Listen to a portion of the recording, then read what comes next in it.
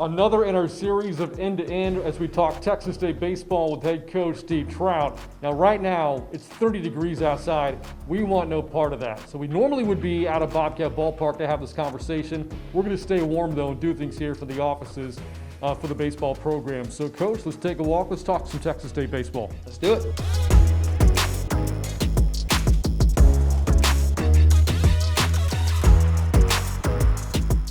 All right, so this is year 2 for you with the program. In year 1, last year, the team was out to a great start, a record of 14-4.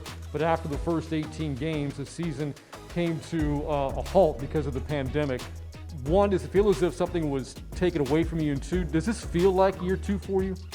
Yeah, it does. You know, you remember the feel of last year, getting ready for Stony Brook to come in, trying to make sure we have everything in, signs, all the above, and then also, more importantly, just counting down the days till somebody else walks into the ballpark that we get to play against. And so our guys are tired of playing each other. So definitely feels like year 2, but hopefully to take off last year's success and have a good opening weekend and a good season. Now, the pandemic has had a number of impacts around the sport, one of them being that nobody lost a year of eligibility. As a result, your seniors are given the option to actually come back, and most of them decided to do so. But as a result, you now have a roster just under 50 players. By my count, 48 players on this year's roster. How do you go about managing that? Yeah, so first, I thought it was great that they get to come back and finish what they started, and they deserve that. So I was happy for our seniors. And for the rest of it, yeah, it's a larger team, as everybody else in the country is going to have larger teams. And so for us, it's all about making everything about the Bobcats. If you make it about your team, you can figure out that, there's a lot of guys on the roster. But at the end of the day, as long as we go home with the victory, that's what it's all about. So trying to feed guys at bats, get guys innings, keeping them hungry, is always going to be challenging. This year's going to be a little bit more, but we're excited for that as well. And like I said, at the end of the day, it's all about the team. That hallway's pretty short. Our walk is actually kind of ended here. So I'll tell you what, let's go ahead and take a seat. Let's continue our conversation here. And the next thing I want to ask you about is in regards to the schedule.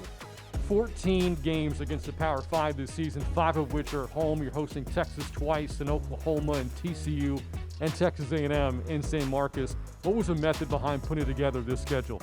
Yeah, so for the first time, we were messing with the schedule in January, which is crazy. I was getting phone calls every day with teams canceling and teams trying to add games. And, really when you look at college baseball, a lot of conferences went to 4-game weekends. The Sun Belt stayed with the regular 3-game weekends. And so we're excited for it because it kept our midweek games.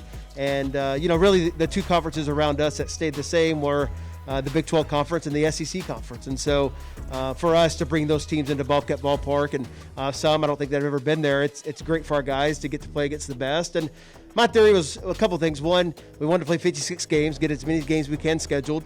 And then number 2, this team, we want to play in a regional. We want to get back to a regional. It's been 10 years since that's happened. And so for us to get into a regional and to win a regional, we got to beat teams like the teams we're going to play. So for us, I'm as confident in a group that I can be as in my team. And so for us to go and play against anybody, I'm ready for it. I'm excited to see where we are as a program, and more importantly, where this team stacks up. Some high expectations for the Bobcats this season, receiving votes in the top 25 coming into the year.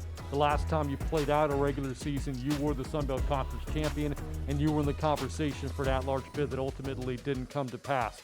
So again, the expectations are high, and I believe a lot of that is due to the foundation that was set here by your predecessor, Ty Harrington. What did you learn about the game from him and getting to coach with him all those years? Yeah, right from the bat, right out of my playing days, my first job was here at Texas State as a volunteer. And so, I started learning the foundation of coaching through Coach Harrington, and of course came back in 2016 and was lucky enough to follow in his footsteps. And first of all, it's been the best transition I could ever ask for with Ty. He's a great guy, and I'm forever indebted to him as far as my career goes. And so he was there along the way to help me, and any questions I had, just to sometimes call and just to chat. And so it's been great, and so I'll always be thankful for that. But yeah, he prepared us for what we had, and look at this team. We have a lot of expectations, and so we're excited for it. But yes, that foundation of what we've done in the past is definitely here, so we're excited to get it going. Again, Trouty and I would prefer a trip around the bases, but you know what? Because of the weather outside, we're going to have to settle for the hallway and a couple of chairs as we've gone end to end talking Texas State baseball. Coach, thank you. Thank you. Eat 'em up. Eat 'em up.